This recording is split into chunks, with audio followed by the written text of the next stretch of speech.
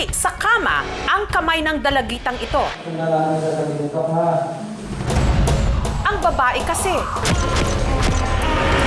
nakagat kasi ng aso na may rabies at pinaniniwala ang kalat na ang rabies sa kanyang katawan. Tandaan mo ha, mahal na mahal kita ha. Tandaan mo yan. Ano ka? Ang dalagita, ang 13 anyos na si Jamaica, tiga-Tondo sa Maynila. Masakit talaga. Masakit yung balakang ko, kabiling-biling, ganyan. Sa pag-aakalang simpleng lagnat lang ito, pinainom ni Rosalie ng gamot si Jamaica. Sabi ko, parang okay na. Pagbalik ko dito.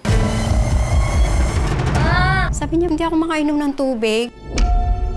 Baka may rabies na ako. Nagulat ako. Bakit ka nagka-rabies? Nakagat ka ba ng aso? Sabi ko, Mama, kailan pa? Sabi niya, February pa. Sabi ko, ang tagal na. Bakit kayo mo lang sinabi? Posible yan na tatagal pa ng 1 year bago lumabas yung manifestations mo, especially pag sa extremities, kasi pakyat yung rabies. Ang mag-ina agad na sumugod sa ospital. Lakas ng hangin na dumadami sa kanya. Takot na siya. Wawala siya. Pagdating sa ospital, agad ipinasok si Jamaica sa isolation room. Ang rabies po is highly communicable. So matalsikan lang po tayo ng any fluid from the rabies patient. Pwede po tayong mahawak. Tanong ko sa doktor, ilang oras o ilang araw yung pagtagal yung buhay ng anak ko. Sabi niya, sorry, Mrs. Mga 24 hours lang yan, Mrs. Tandaan mo ha, mahal na mahal kita ha. Hanggang si Jamaica, tuluyan na ngang binawian ang buhay. Pinagawa po talaga namin yun nung bago siya mag-birthday. Para makikita rin namin siya kahit wala na siya. Ma, Pa, sana maging happy kayo kasi malaya na ako. Hindi ako nakakalimot magdasal sa'yo, babe. Mahal na mahal ka namin, babe. Sobra. Ang rabies, isang zoonotic viral disease sa ating central nervous system. Once kasi na infected, magkaroon talaga ng problema dun sa systemic function ng isang tao. Maaari itong maipasa sa tao o hayop sa pamamagitan ng pagkagat o pagkalmot. Start na may lagnat kapag dumating po dun sa phase na neurologic phase yung tawag. Dun po yung lumalabas po yung hydrophobia or yung takot sa tubig, aerophobia or yung takot sa hangin, tsaka po nagiging agitated po sila. Ang rabies ay walang gamot. 100% fatal, pero ito ay preventable. Wala kang halos makita na sugat, kailangan ka pa rin i-vaccinate. Pwede rin maging portal of entry ng rabies kasi nasa lawa yun. Isang lalaki sa Ilocos Norte ang namatay sa rabies. Dagsa ang mga nagpapabakuna kontra rabies sa San Lazaro Hospital sa Maynila. Sa mga nakalipas na buwan, tila parami ng parami ang mga nakakagat ng aso at nagkaka-rabies. Sa Animal Bite Center ng San Lazaro Hospital nga sa Maynila, pila balde ang mga nakagat o nakalmot ng aso para magpabakuna. Naglalakad po kami, tapos may mga batang naglalaro na may maliit na tuka lang. Siya kinagat. From January to September 14, so ayon to sa DOH, merong 354 cases ng rabies. So mas mataas ito ng 23% compared last year na 257. Samantala, sa Tagum City sa Davao del Norte, sa linggong ito, napaulat ang pagkamatay ng isa pang bata dahil di mano sa rabies. Pero bakit ang kanyang ina hindi kumbinsido na rabies ang ikinamatay ng kanyang anak? Di ako naniniwala na rabies talaga yun. Sa Negros naman, nagwawala ang isang lalaki matapos pulutanin ang asong may rabies. Pangil sa pangil nating pag-usapan kung paano makokontrol ang pagdami ng mga kaso ng rabies sa Pilipinas sa aming pagbabalik.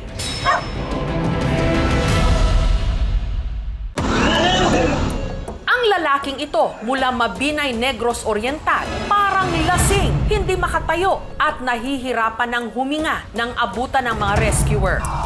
Nakakaon ako mo. Nakakaon ka mo rin. Ang yakin ako mo naman. Hindi kasi mo nagdaan ako rin. Hindi naman ko kayo ng tubig. Base sa investigasyon ng mga otoridad, ang lalaki mahigit 1 buwan nang nakagat ng aso na alaga ng kanyang amo. Wala pong bakuna yung aso, ma'am. Sabi ng may-ari, bigyan siya ng panggamot, pang-inject. Hindi pina-inject, ma'am. Makalipas ang 3 araw, ang aso namatay. Pero sa halip na ilibing ito, kanila raw itong kinatay at pinulutan pa. Yung binigay na pang-inject sana, binili ng lamas. Parang sahog ba doon para pangluto ng aso? Posible talaga, isa din yun sa dahilan na nagkaribis siya dahil kinain niya yung aso.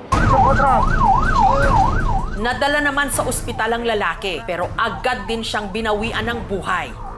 Ngunit posible nga bang maipasa ang rabies sa pagkain ng karne ng aso? Eating the meat of a rabid dog, posible pa rin. Kasi yung rabies virus, naghahanap niya ng sugat or butas kung saan siya pwedeng pumasok. But the percentage siguro is very low na siya. Biting is the most common transmission. Ang aso kasi ay domestic animal. Hindi naman talaga ito for consumption use. Isa pa sa hinihinalang nadali ng bagsik ng rabies nito lang nakaraang linggo, ang 10 taong gulang na si RJ mula Tagum City sa Davao del Norte.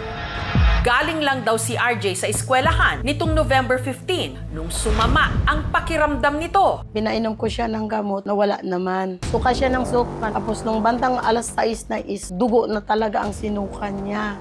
Dahil dito, isinugod ni Genevieve ang anak niya sa ospital.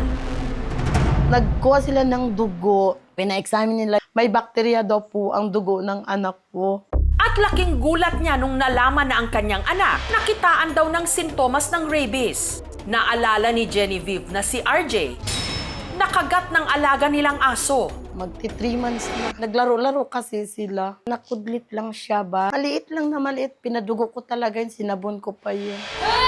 Si RJ inilipat sa mas malaking ospital. Itinali pa nila yung anak ko. Hindi nila ako palapitin kasi daw para sa seguridad ko. Tapos may nilagay sila na bayal. Para pang kalma daw yun. Kaya nakadala beses silang nag-inject. Ma, I love you. Sabi ko, I love you too, anak. Sabi ko, kaya mo yan. Sabi niya, oo. Mga ilang minuto lang, hindi na talaga gumalaw yung anak ko.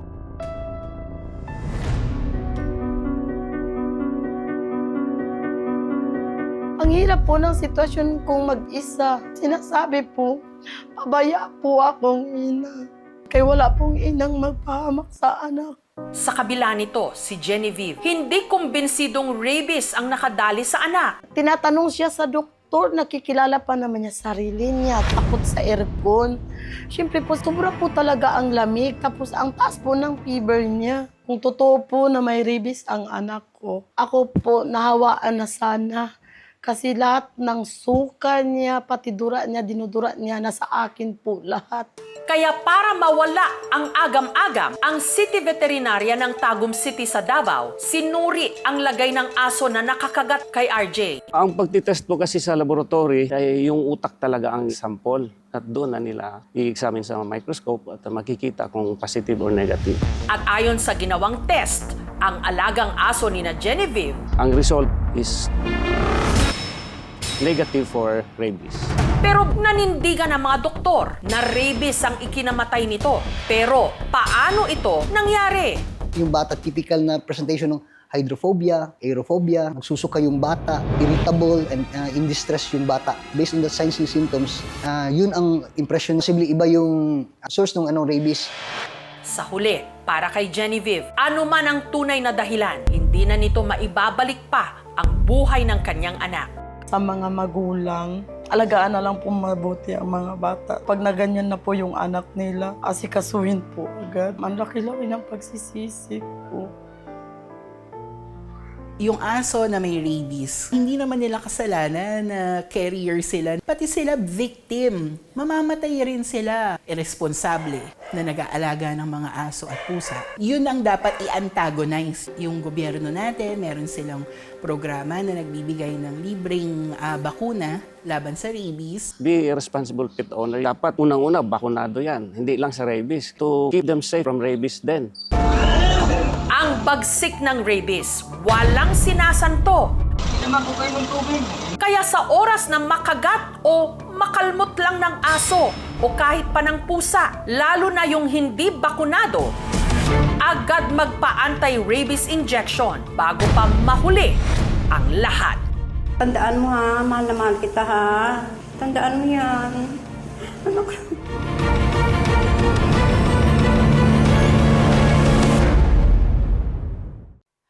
Thank you for watching, mga kapuso. Kung nagustuhan niyo po ang videong ito, subscribe na sa GMA Public Affairs YouTube channel. And don't forget to hit the bell button for our latest updates.